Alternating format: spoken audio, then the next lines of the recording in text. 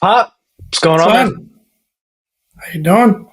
Doing good, doing good. Fired up to be back at it. Another week of Dom and Pop coming to you all live. It's gonna be a lot of fun today. We're talking a little bit of Commanders news and notes, and then later we're gonna kick off a new segment where we've got all the division winners and wild card teams for each conference. We're gonna pick each playoff round over the next 5 episodes. So we're going to start today picking division winners and wild cards. Next week we'll move on, etc. Until we get to picking some kind of Super Bowl champion by the end of it, I'm sure. But don't forget, please like, comment, and subscribe. And without further ado, should we get into this thing, Pop? Yep, we're going to go AFC this week, right? So we're going to tease NFC picks for next week's episode. So I know this listening base tends to lean NFC. We got some Eagles fans in there. We got some Giants fans in there. You have to just wait and see who we pick in the NFC next week. Teaser, Yeah. AFC this week. Yep. So Ravens fans, be on alert. For sure, for sure. But getting into it, we finally got a little football to talk about this week, man. Yeah. OTAs, guys are back out there. It was, I guess, like rookie mini camp the week before or something like that. I don't know. To be honest with you, football in the month of May, I don't get too caught up in the specifics. This is, as Doc Walker calls it, t-shirt and panties practice, right? But we got a couple. We'll talk three standouts from Commanders OTAs. Number one, it's got to be the boy Trey Amos, the Rook. Apparently, he's doing pretty good. He's holding up against several of the team's vets. He had a couple. He had one interception. He almost had a second one, and was doing well lined up against Deebo. So pretty exciting there from the rookie. We're gonna need some help at cornerback. How you feeling about that, Pop? You got to love that, right? You got to love Trey flashing during OTAs. It's OTAs. There's a lot of guys that have flashed during OTAs and end up, he's still a rook. He's still got to earn a spot. Certainly. But him and the second guy on this list is certainly exciting to hear that Trey is flashing. They had a first round grade on him. There's a couple of notes here that you can go over if you want here in terms of where he flashed and some plays that he made. But love seeing Trey Amos balling out there early. Yeah. Early. Yeah, he played well. Like I said earlier, had that interception against Michael Gallup, and then who I forgot was even on the roster, or even in conversations at this point. And then had a second one, or nearly had a second interception against Luke McCaffrey, and then was doing well against Deebo as well when he's lined up against him. So I think it's pretty exciting in terms of stuff with Trey, because you're going to need help at that outside cornerback position. Lattimore was not at OTAs. That's something we'll talk about later when we talk about some of the sit-outs. But you don't really know what you're going to get from him. He had a couple good games last year, and then he had a couple really bad games last year. So you don't really know what you're going to get from Lattimore. It's still up in the air. So you're going to need help, because, we started last season, and to be fair, we started last season 7-2. But we started last season with some pretty rough defensive back play. But a guy that has just never been rough at the position, always been pretty solid, and continues to get good. And I think this is somebody that could break into superstar conversation this year, is Mike Samersville. He's just been getting better and better and better as the year went on. Last year, obviously, had a stellar game against Detroit, who I know Detroit, their defense was hurt, but your offense was fully healthy, and Sanders still cooked y'all. So he had a great game against that team, and so far continues to be pretty good. And what impresses me about Sanders still is the way he beats out the guys that have maybe superior physical tools. Like speed, for example. Like he had that pick against Jameson Williams. I think he had two picks against Jameson Williams.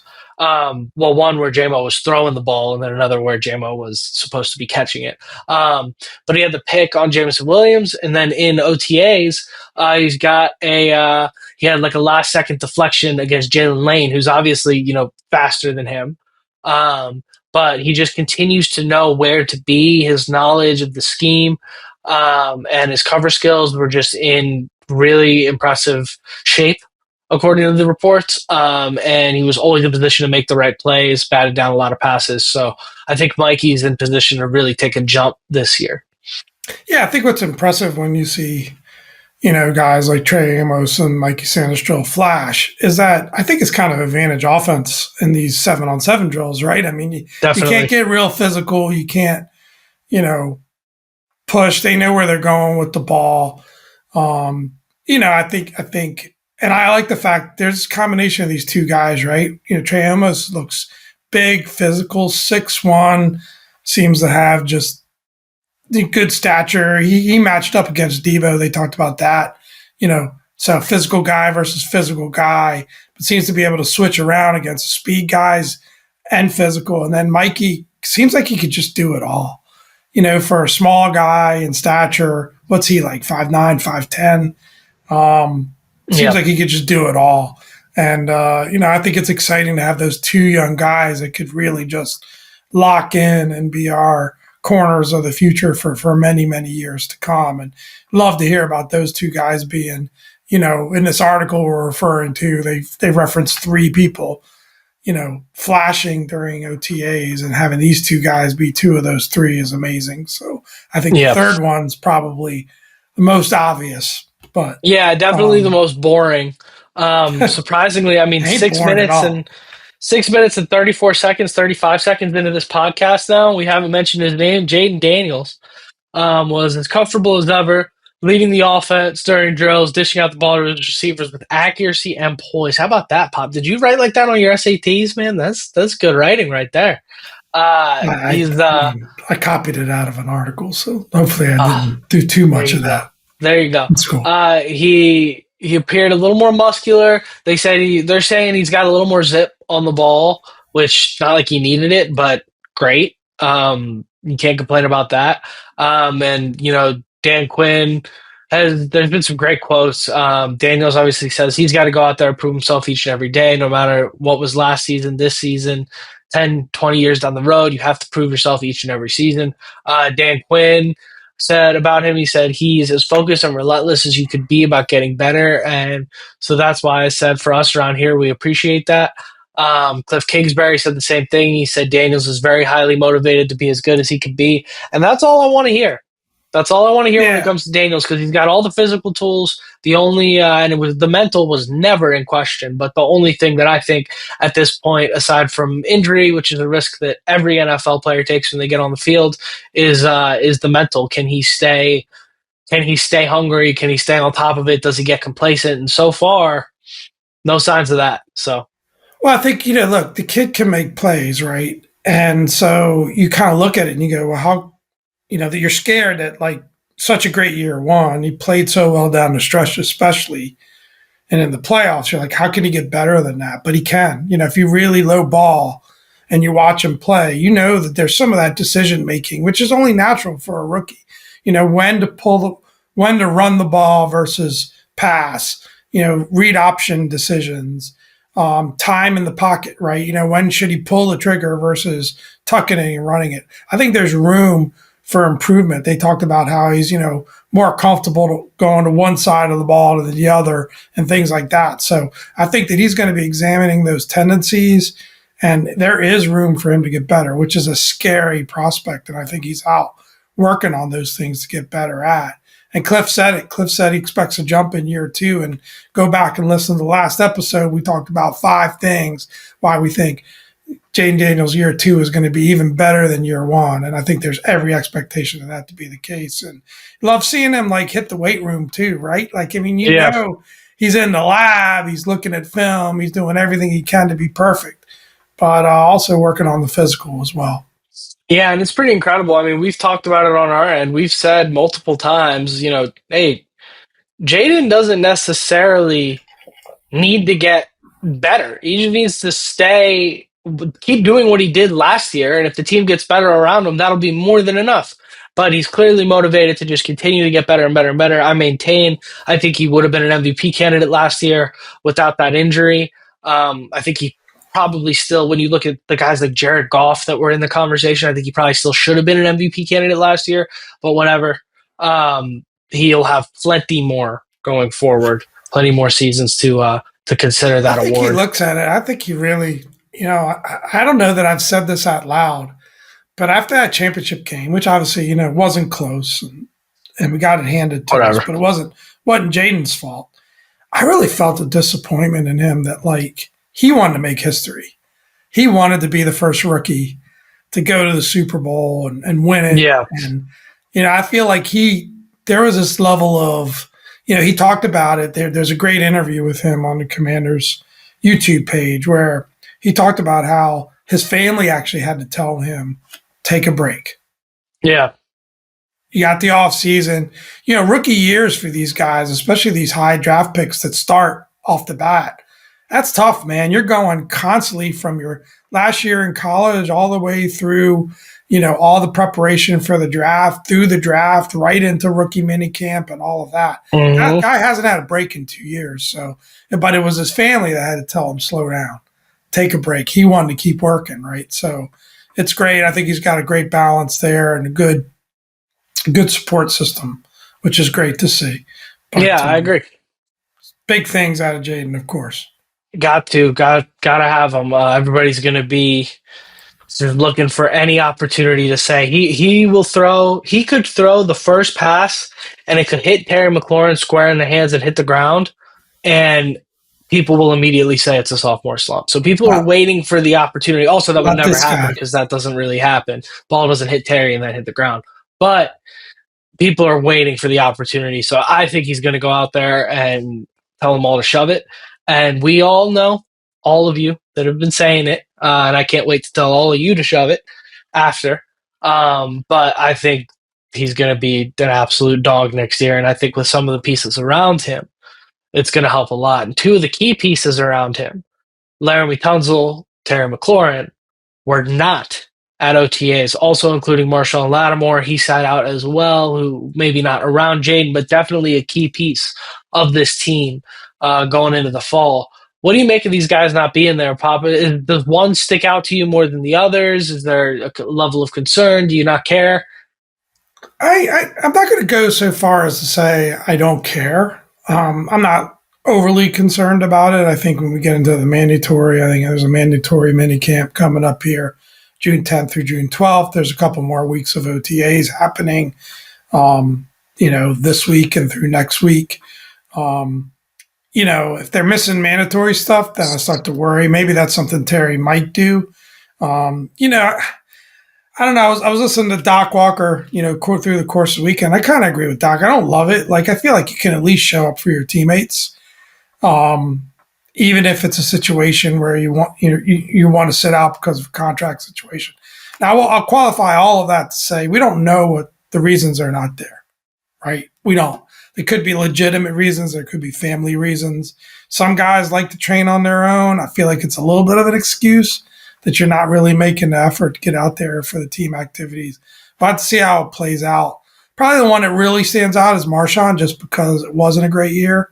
And if there's anyone that maybe needs to be in there and learning the system and working towards, gelling with his teammates, two young rookies there, I think he would be the one that stands out as the most disappointing for not being there. But Yeah. again, we don't know the reasons behind it. I get Terry on the last year of his deal, not wanting to risk injury. You never have to worry about Terry McLaurin. I think he's earned, being able to do that. I hope in that situation they just don't let that drag out and drag out and drag out. I hope they get that done sooner than later.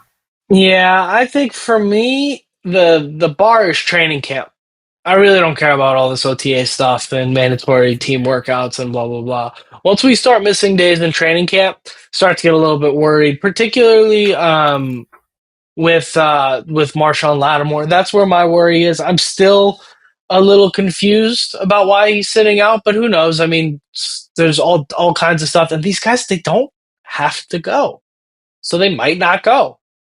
Very simple. Doesn't have to be there. Now, with a guy like Marshawn, it would make everybody feel good if he was, the first guy in the building dying to get out there and prove everybody wrong who had some doubts after last season. You'd certainly feel better about that as opposed to him sitting out. But that's my only concern. because he's the only one that I don't know that I can count on elite performance from come week one in September. I think Tunzel and McLaurin, as long as they're on the field, they're going to produce. So I'm not too worried about either of them. I think Tunzel probably needs a new deal or a reworked deal. I think they'll give Yeah. him that. I think McLaurin obviously is going to get that new deal. That's not an issue. Honestly, he was there for a Yeah. solid portion of it and then stopped coming. And I'm sure it's with McLaurin, I'd almost be willing to bet it's more his agent being like, yo, stay home. Yeah. You don't like this is just it's protocol. This is what you do in this situation. I'm sure Terry probably wants to be out there and is probably training as if he's out there right now. Lattimore doesn't have much guaranteed money right now on his deal. Basically, But you he's could not cut going to bait with get a him new after deal. this year. So, but that's where I get concerned with Lattimore is if he wants a new deal, but he's not going to get one based off of his performance and his injuries last year, which he shouldn't. Now we get into a situation where there could be some tension. I think it's premature, but it's something I have kind of bookmarked in the back of my mind. Is Yeah. like that could not be great. But I'd be willing to bet that works out. And then one guy who is at OTAs is Pop's boy Deebo Can I make Samuel. I know you Go got ahead. us flying through this, son. That's great because I know you got someplace to be after this. But let me just say one thing. Like I would just add in here that, you know, if I was kind of going to rate my degree of concern, I think Terry not concerned at all. Mhm. I agree with you. Nailed it. His agent's telling him, don't show up. We need to work this contract thing out. I think Laramie, I'm less concerned, but it's his first year with the team, so you'd like him there because there is a new offense to learn. There is gelling with your new teammates. That time is valuable. But I agree with you. I think Marshawn would be, not that I'm overly concerned about any of this, but he'd be the one that I think, because he'd underperformed last year. Who knows? Maybe he's still nursing a little something too. He's still Yeah, rehabbing. I mean, yeah, those injuries are not always easy to come back from. So maybe there's a little bit of that. They'd rather have him off doing that on his own, so it's not a story. Um, so who yeah. knows? Maybe there was a little procedure or something that hasn't been publicly disclosed related to Could Marshawn be. during the off season. Um, and he's recovering from that. I think it's a great point, Pop. I didn't really think too much about that. That he could still be nursing that injury, but you know, that ain't good news either, if that's the No, case, because you're talking about that's a soft tissue injury that's like 9 months old at this point. So no, you don't love that if that's no. still what's going on. And that's why we can't make too big a deal of this because we just don't know what the story is behind each one of these situations, right? We just Exactly. don't know. But yeah, one guy who is at OTAs, one of Pop's probably is this your favorite offseason acquisition, Pop? Deebo Samuel? Yeah. I think you were higher on it than I was when it first happened. I'm pretty high on Deebo. I was super high on it when it I happened. mean, I But is probably this would say I got to go Larry Mutunzel one, but just because I left tackle for me was yeah. priority 1, 2, and 3. So I I guess love that one. it's sexier to talk about skill positions, right? So that's why it seems to It's come a up a lot little of bit more. it's really exciting to see Deebo. I mean, he looks lean. Yeah.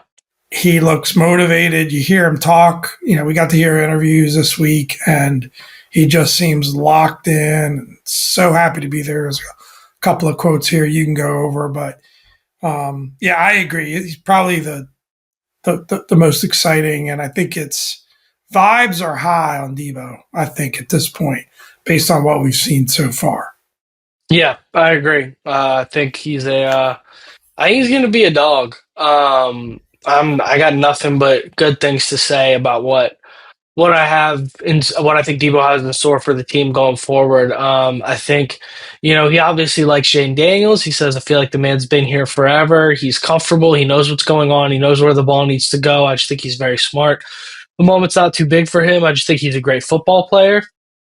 You heard Deebo say he wanted to come to Washington when his agent was talking about where he wants to get traded. Um, And Cliff said he was always so impressed with how Kyle utilized him and did different things with him. He's a football player through and through. Even being out here at OTAs, he's got a natural feel for things. I think, thinking about it earlier today, um, with what Cliff Kingsbury was able to, I think last year it was kind of like, you ever like squeeze like a lemon or a lime, maybe put a little lime in a Corona or something. I'm trying to think of where Pop's squeezing lemons and limes. I'm a big baker, so I use all of it, but Pop not as much. So you ever squeeze a little lime in a Lime and a Corona? Corona for sure. Right.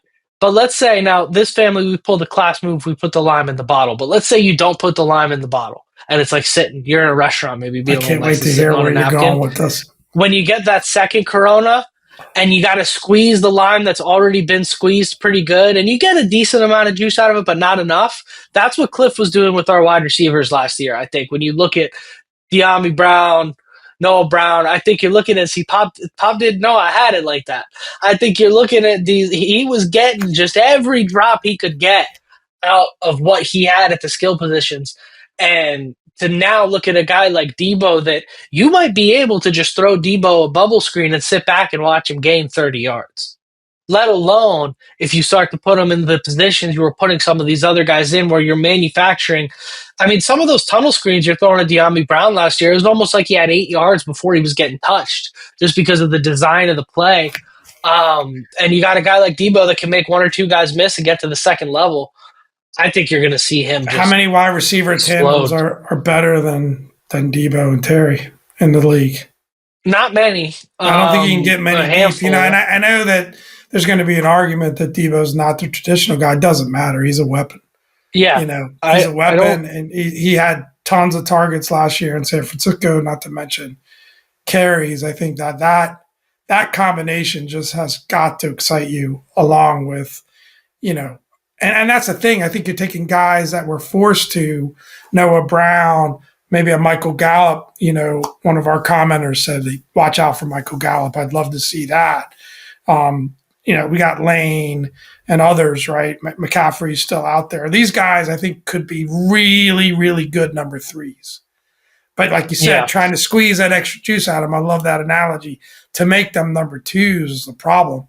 But you've got potentially two elite guys, you know, um, and you as your number one and your number two. And I think Cliffs is just going to cook in terms of ways to use Deebo and get him touches. And um, that offense has a potential to be absolutely scary yeah, because you think about, you know, a defensive coordinator, one, has nightmares about what do I do with Jaden Daniels because he can run and he can pass, right? So yeah, then I've got Terry. Then I've got Deebo. Then I've got guys like Zach Ertz who, we talked about can get open. I think there's other weapons in there. It's just going to be tough to stop. And you got an upgraded offensive line, arguably a top 10 offensive line at this point. That offense is going to give some defensive coordinators some nightmares. well, yeah, And because you'd love to see it. what do you do in like a 3rd and 6 situation? What do you do? Got to pick your poison. You can't really blitz. Jaden's elite against the blitz. We've seen that. On top of that, we've got a really good offensive line, so there's no more rush of 4 and getting home. So you got to sit back. Okay, cool. You're going to play man defense. Terry will beat you in man. Jalen Lane, I think, is going to be getting a lot of free releases out of the slot. And man, Yep. with his kind of speed, you got to watch that over the top. Lord knows Jaden can sit in the pocket, take a hit, and deliver a deep ball. So you got to watch that. And if you play man and turn your back on Jaden Daniels, that's a guaranteed 10, 12 yards for the offense. Well, So for all the year two crowd, right? Okay, well, they got tape on it. They don't have tape on Deebo in this offense. you So, I mean, can't, that kind yeah, of throws all of that out the exactly. window because now there's another weapon that Cleve's is going to be scheming up. So, what do?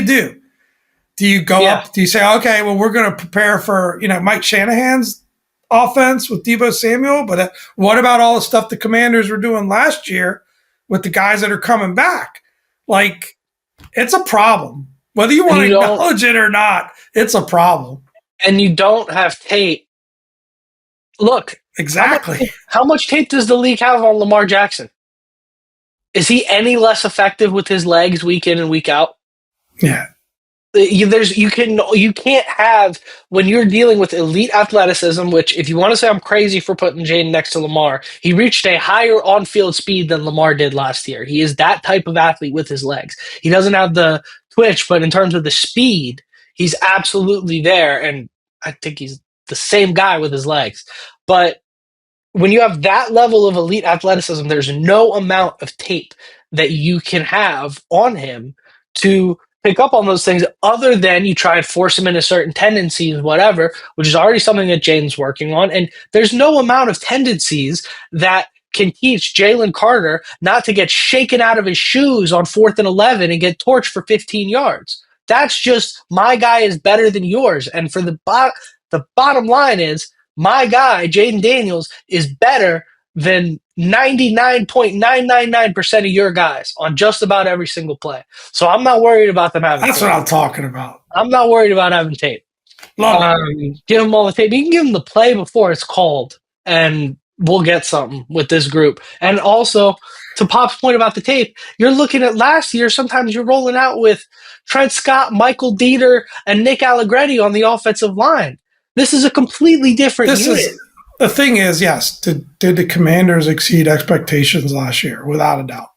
And there was something that came out from, I think it was PFF that had us as the 11th best roster in the league, right? And some people were shocked by that. That could be a whole nother episode. But my point is, Jaden Daniels and what he brings to the table could take a 10th ranked roster and make that team a top 5 team. And I think this is an ascending team. So I don't think last year was a fluke. I think this is an ascending team, and this is like a Detroit that finally makes that breakthrough, and then the next year is even better. And that's what I think we're going to see. What that results in, you have to stay tuned because we'll be picking.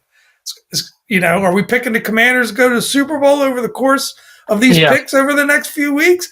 I don't even know yet how deep I'm going to have the Commanders going. I don't know if I'm going to pick them to win the division or be a wild card or any of that. We'll see. But, I think that this is an ascending team. I think this is a team that will be better in year 2 than they were under year 1 under Dan Quinn. And that's in general. Not only Jaden's going to get better, but our offensive line is better. We got better weapons. I think the defense will get a little better too, just because it's year 2 in that scheme. So it's going to be fun. It's going to be a lot of fun. Can't wait. Getting closer. We're in June. It is. We are knocking on the door. We are knocking on the door of football season. Summer's over. Pretty wild. Yeah. Summer's never been more over. Summer's never been more over. That's an inside joke, but it's fine. Anyways, let's let's make some picks. So this is our NFL picks part 1. We're going to talk AFC division winners and wild card teams. Last year's records and playoff teams are here. We probably just briefly go over them for reference, but we're each going to make the picks. So, Pop, the AFC East, let's start easy, right? You have the Buffalo Bills were 13-4 last year. The closest team to them was Miami at 8-9. Miami can kind of get frisky when Tua's healthy all year. Do you see a big step forward for Drake May and the New England Patriots? I got my feelings about that situation. What do you think, Pop? Yeah, I think that if I was going to look at this division, obviously Buffalo is the class of the division. I think it's safe to say we both got Buffalo winning this thing. Yeah, definitely. Right. Without a doubt. Still laughing about the Ron Burgundy. Yeah. I think I would say Miami's descending. Can the Jets get any worse? I don't know. I don't know that they're going to be that much better. I think New England probably makes the big jump, but I don't see it being a big enough jump to get them in the playoffs. 7-8 win season for them is probably pretty filling. I do like Drake May. I think he can be a really good player. I think, they got a much better coaching situation.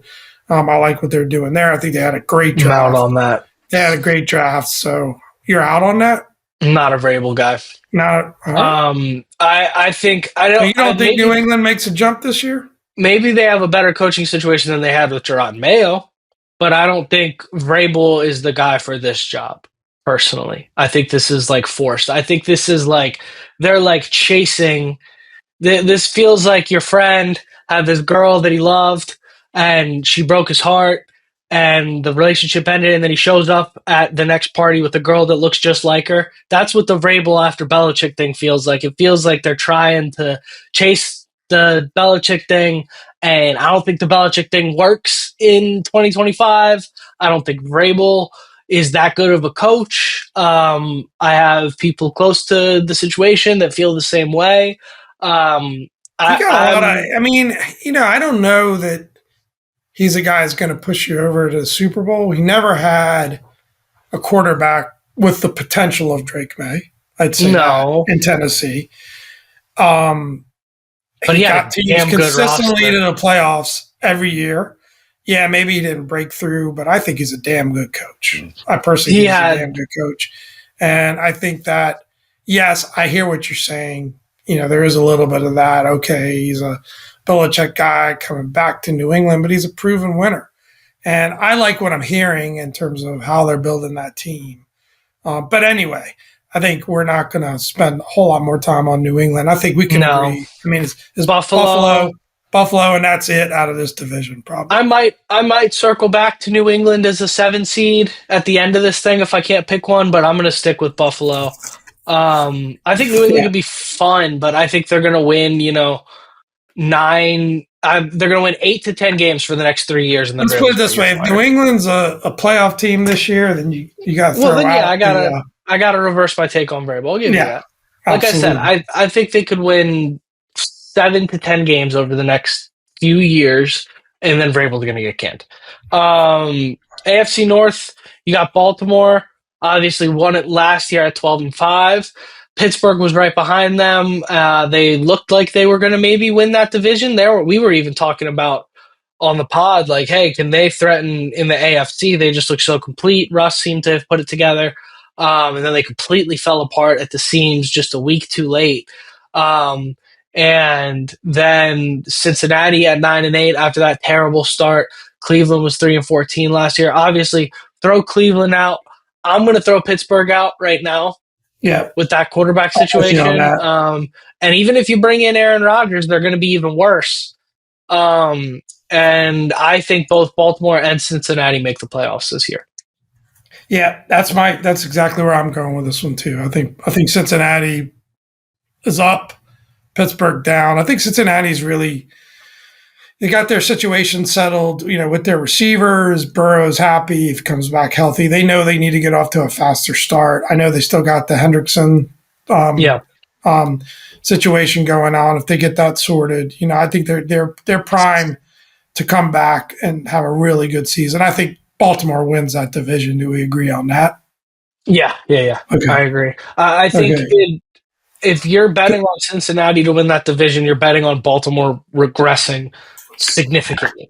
I don't think Cincinnati wins more than 11 games next year, best case scenario, which I guess is only a 1 game swing. But yeah, I think Baltimore probably wins that division as long as Henry and Lamar can stay healthy. I think that's what it'll come down to. If you get 15, 16 games out of Henry, they're going to win that division. Yeah. AFC South, you got Houston, Indianapolis, Jacksonville, and Tennessee. Um, just a Rough. terrible division. I would Rough. pick. So I was going back and forth with Coach on Twitter about who I thought would miss the playoffs that made it last year, and he said, "Why not Houston?" And I said, "Because somebody has to make it from that division." Exactly. I picked an NFC team. We'll talk about that next week. But I think Houston at 10-7 once again wins that division because I mean, otherwise, are you betting on Liam Cohen turning this thing around by probably 8 wins? No. Are you betting on the Titans turning it around? No. And Are that you bet- quarterback situation in the Colts there's a lot of uncertainty there. Let's just put it that way. Well, yeah, you've got Anthony Richardson and Daniel Jones. The only thing that you're certain Yeah. about is you're not going to have a top 10 quarterback Let's next try to year. be nice. There's plenty of certainty. I'm certain that quarterback situation sucks. Yeah, I feel like Tough, man. obviously 2 seasons ago Houston had a great year, and then it's still 10-7 is not bad, Yeah, right? I it's mean, kind of for all middling. the talk of I don't know that anybody said CJ had a sophomore slump, but it wasn't Lots of wasn't people maybe did the because they're progression that idiots. some people had expected. So I could see them having to bounce back. Yeah. season and, maybe getting 11 wins. But yeah, like you said, who else are you going to pick in that division? Yeah. Yeah, I'd love to be bold and pick someone else, but I think this next division is a hell of a division. This might be the best division in football. This is fun. You got This Kansas is City. wild. Kansas City at 15-2 won the division last year. The Chargers were right behind them at 11-6. Would have been good enough to win the AFC South. And then the Broncos were right behind them at 10-7. That would have been good enough to win the AFC I South. think the Raiders are going to be a lot better too. And the Raiders with They're Pete going to be a Carroll lot and better. Geno Smith. This is going to be This this is is a going to be division. the best division of football, in my opinion. Yeah. Because you can say that about the NFC East, and I think you've got two elite teams in the NFC East, which you don't have in any other division. But at the same time, you do have the Giants and the Cowboys, which kind of bottom out, which you don't have in this AFC West. I mean, is there any world in which Kansas City has to go to the playoffs on the road this year, Pop? I'm going to stick with Kansas City. I know, like, to say a 15-2 team was disappointing last year. I mean, to agree, they won a lot of ugly games. They won a lot of games that, were close. Everyone was kind of saying that they had the best record in football, but just didn't seem like they were as good. I think they're going to come back with something to prove, and we'll see where that goes with playoff picks. But I like them being in the race for home field advantage this year. Sure. Well, there's two sides of it, right? They're going to come back with something to prove, or they're due for regression because if their performance is within the realm of what they did last year, they're not going to continually do what they've done Yeah, last year. you can definitely You can make that expect the argument too. Chargers and the Broncos to close the gap. All three teams you could expect to close the gap this year. So it's going to be interesting. I mean, I think I think it's all probably three not teams make the another playoffs. 15-2 season. Maybe it's a 12 or 13 win Yeah, type situation, which might be a race to the finish line with like a Chargers or Denver, depending on where that goes. The thing is, a lot of times in divisions like this, how much do they beat each other up, right? yeah, Through the course of it. I mean, I know you're only playing 6 games against division opponents at this point, but even just having to play, other teams in the AFC, haven't examined their schedules. I know Kansas City's got us, so yeah. that's the whole division. I guess the whole division's Whole got us. division's So got those us are and those Philly. are four Yeah, losses across the board right there, right? there you go. But I'm gonna say I think we'll get into seeding. We're gonna seed this real quick at the end, but I like KC to win the division. I think the Chargers and Denver to be my next two playoff teams, along with Cincinnati being the 3 wild cards out of the AFC. I got Kansas City to win the division too, just because I don't want to pick against them. But I think Denver is right next to them, and I think Denver might be the best team in this division next year. Um, I like Denver a lot. I like what they've done to the roster. I like the way they've improved the defense, namely. They added some talent at running back. Um, I like what's going on in Denver right now a lot. I think Bo Nix is a talented player. I think he's got a real shot at taking a jump forward in year two. I think he fits well for Peyton's offense. I I really like the Broncos, and I'm honestly having a hard time not picking them against Kansas City because this goes against Do my it. rule. It Do goes it. against my rule is I don't like picking stagnant over ascending in pro sports. I like picking teams that are on the way up as opposed to teams that It's a can only move 5-win laterally swing. or down. But well, it's not because if Denver wins two more games and Kansas City loses three, or if they both end at 12-5, but Denver has the tiebreaker, it's not really a 5-win swing. And you talk to a lot of experts about it. They say Kansas City probably should have ended closer to Who 11 you and picking, 6 son? last year. I'm taking Kansas City because I don't want to be wrong about it, but I think Denver is right there. Okay, I The got you. Chargers, I think, are a tier Are the below. Chargers a playoff team? Yeah, barely. Yeah, okay. So Yeah. let's seed this thing real quick. right? We know who we picked. We got our playoff team set. We picked the same, you and I. So we're lockstep here. A lot of controversy. Maybe the seeding will be different. Give me your 1, 2, 3, 4, 5, 6, 7 seeds, son. Buffalo 1, Kansas City 2, Baltimore 3.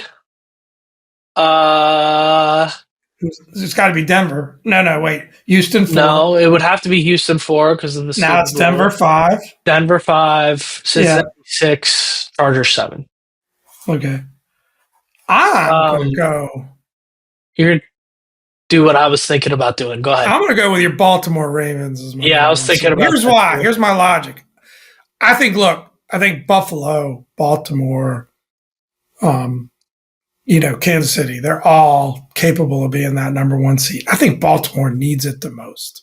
Yeah. I think if they're really going to be a Super Bowl team, it's got to go through Baltimore. And I really do. I feel like that's what gets them over the hump. So I think that their focus is going to be on racking up those wins. They had 13 wins. They were right, well, 12 wins. They were third seed last year. But I'm going to go Baltimore 1.